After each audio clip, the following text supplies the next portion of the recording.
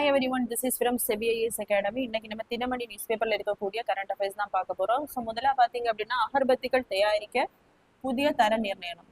So இந்த topic பார்த்தீங்கன்னா group 1 main syllabus consumer ப்ரொடெக்ஷன்ல வந்து கவர் ஆகும். ஸோ அகர்பத்திகள் தயாரிப்பதற்கான புதிய தர நிர்ணயத்தை வந்து BIS வந்து அறிவிப்பு வெளியிட்டிருக்காங்க. BIS அப்படின்றது bureau of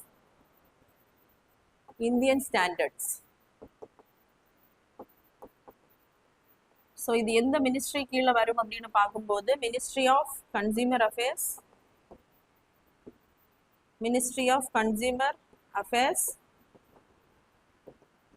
food and public distribution. So இந்த மினிஸ்ட்ரியில் வரக்கூடிய அமைப்பு தான் bureau of Indian standards. So இந்த அமைப்பானது 1986 வந்து எஸ்டாப்ளிஷ் பண்ணப்பட்டிருக்கும். பியூரோ ஆஃப் இந்தியன் ஸ்டாண்டர்ட்ஸ் சட்டம் வந்து கொண்டு வந்திருப்பாங்க. ஸோ அடுத்து பார்த்தீங்க அப்படின்னா இன்னும் அதில் வந்து நிறைய குவாலிட்டி ஸ்டாண்டர்ட்ஸை வந்து ஆட் பண்ணுறதுக்காக இந்த சட்டத்தை ரீப்ளேஸ் பண்ணிட்டு 2016 வந்து புதிய சட்டம் வந்து கொண்டு வந்திருக்காங்க. ஸோ இது பார்த்தீங்க அப்படின்னா உலகத்திலேயே இந்தியா தான் அந்த அகர்பத்திகள் தயாரிப்பு மற்றும் ஏற்றுமதியில் முன்னணியில் இருக்கு. ஸோ இது பார்த்தீங்க அப்படின்னா இந்த BIS சொல்லக்கூடிய அந்த தரத்தின்படி நம்ம அகர்பத்திகள் வந்து உற்பத்தி பண்ணோம்னா காற்றினுடைய தரம் வந்து குறையாமல் இருக்கும். அதே மாதிரி சுற்றுச்சூழலுக்கும் பாதிப்பு ஏற்படுத்தாத வண்ணம் இருக்கும்.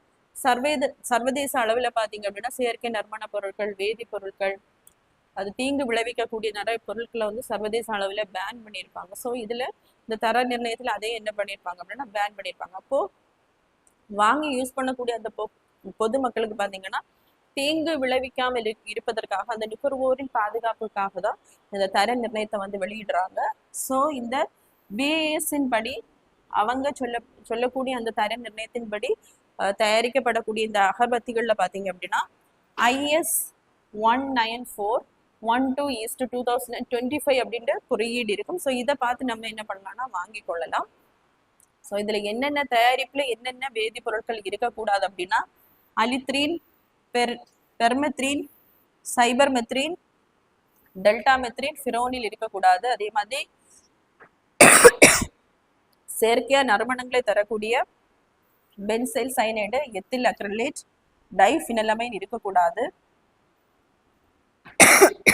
அதே மாதிரி இதனுடைய ஆண்டு சந்தை மதிப்பு பார்த்தீங்கன்னா ரூபாய் 8000 கோடி. ஸோ அடுத்ததா பார்த்தீங்க அப்படின்னா எது தேநீர்.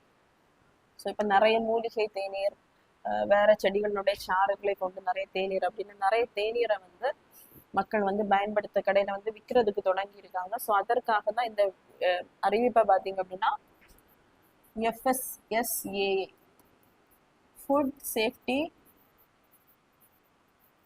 Safety and standard authority of India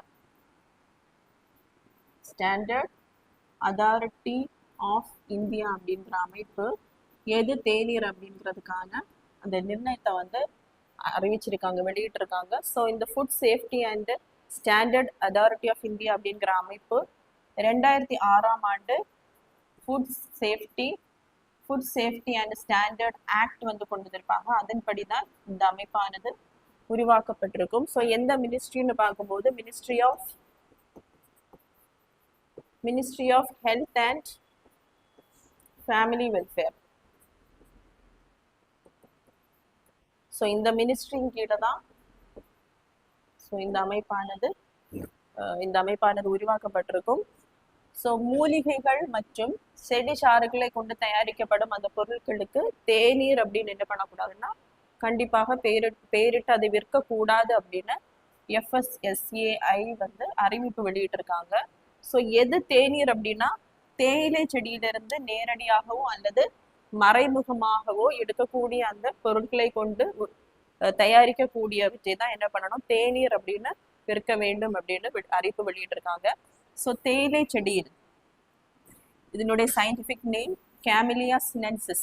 so இதிலிருந்து எடுக்கக்கூடிய அந்த பானங்களுக்கு மட்டும்தான் தேநீர் அப்படின்னு பேரிடணும். ஸோ இந்த மாதிரி இல்லாமல் வேற மூலிகை மற்றும் செடிச்சாறுகளை கொண்டு தயாரிக்கப்படக்கூடிய அந்த பொருட்களுக்கு தேநீர் அப்படின்னு பேரிட்டா உணவு பாதுகாப்பு மற்றும் தர நிர்ணய சட்டம் 2006 கொண்டு வந்திருப்பாங்க. ஸோ அதன்படி தான் இந்த அமைப்பு உருவாக்கப்பட்டிருக்கும். அதுல என்ன பனிஷ்மெண்ட் வந்து அறிவிக்கப்பட்டிருக்கோ அது கொடுக்கப்படும் அப்படின்னு அறிவிப்பு வெளியிட்டிருக்காங்க. 20 குழந்தைகளுக்கு பால புரஸ்கார் விருது குடியரசுத் தலைவர் வழங்கினார். ஸோ இந்த டாபிக் பார்த்தீங்கன்னா குரூப் 1 மெயின் சிலபஸ் பேப்பர் 2 ஹானர்ஸில் வந்து கவர் ஆகும். ஸோ மகத்தான சாதனை புரிந்த 20 குழந்தைகளுக்கு பிரதமருடைய அந்த ராஷ்டிரிய பால புரஸ்கார் விருது வந்து ஆண்டுதோறும் வழங்கப்படுகிறது. ஸோ யாருடைய நினைவாக பார்த்தீங்க அப்படின்னா சீக்கிய மதத்தின் 10வது குரு கோவிந்த் சிங். இவருடைய 2 மகன்கள் பார்த்தீங்க அப்படின்னா சாஹிப் ஜாதா ஜொராவர் சிங், அதே மாதிரி சாஹிப் ஜாதா ஃபதே சிங். ஸோ இவர்கள் 2 பேரும் சீக்கிய மதத்தை சேர்ந்தவர்கள். ஸோ அப்போ பார்த்தீங்க அப்படின்னா முகல் ரூல்ஸ் வந்து இருந்திருக்கும். ஸோ முகல்ஸ் என்ன பண்ணியிருப்பாங்கன்னா அந்த முகல் நவாப் வந்து இவர்களை வந்து சீக்கிய மதத்திலிருந்து அந்த முஸ்லீம் மதத்திற்கு மாறுவதற்கு என்ன பண்ணியிருப்பார் அப்படின்னா கட்டாயப்படுத்தி இருப்பாரு. அந்த நேரம் இவங்க என்ன பண்ணியிருக்க மாட்டாங்க, சீக்கிய மதத்திலிருந்து அந்த முஸ்லீம் மதத்திற்கு மாறி இருக்க மாட்டாங்க. ஸோ இவங்களை வந்து உயிரோடையே அந்த என்ன பண்ணியிருப்பாங்கன்னா கட்டிகள் வைத்து கட்டி அவங்கள வந்து கொலை வந்து பண்ணியிருப்பாங்க. ஸோ அவர்களுடைய அந்த வீரத்தை பாராட்டி தான் இப்ப இருக்கக்கூடிய அந்த 20 குழந்தைகளுக்கு பிரதமரின் ராஷ்டிரிய பால புரஸ்கார் விருது வந்து வழங்கப்படுகிறது.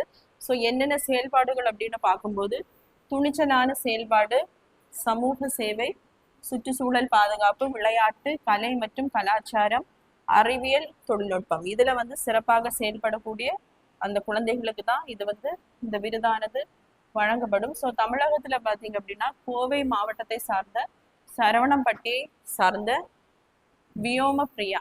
ஸோ இந்த குழந்தை பார்த்தீங்க அப்படின்னா ஜியான்ஸ் ரெட்டி அந்த குழந்தை மின்சாரம் தாக்கி இறக்குற நிலைமையில இருக்கும்போது இந்த குழந்தை ஹெல்ப் பண்ணி அந்த குழந்தையுமே இறந்திருக்கும். ஸோ இவர்களுக்கு வழங்கப்பட்டிருக்கிறது.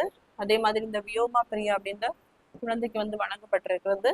அதே மாதிரி கமலேஷ் குமார் அப்படிங்கிற குழந்தைக்கும் வந்து தமிழகத்துல இந்த விருதானது வழங்கப்பட்டிருக்கு.